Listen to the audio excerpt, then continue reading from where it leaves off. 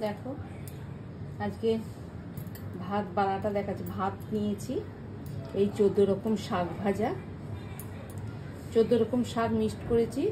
একে পেঁয়াজ আলু চোপা আর একটু পোস্ত দিয়ে ভেজেছি, কাঁচা লঙ্কা আর অল্প একটু চিচিঙ্গে ভাজা নিয়েছি।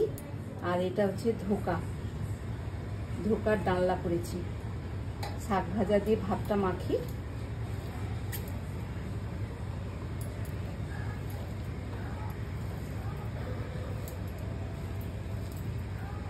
শাক ভাজা দিয়ে ভাতটা খেতেও ভালো লাগে।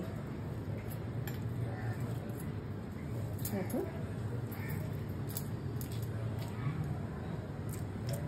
অপূর্ব টেস্ট, 14টা শাকের যে টেস্ট সব মিশিয়ে এত সুন্দর টেস্ট হয়েছে না।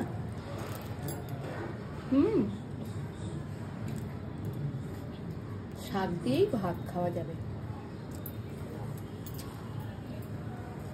এবার দেখো একটু লেবুর রস নিয়ে নিই, ধোকার ডালনা খাবো।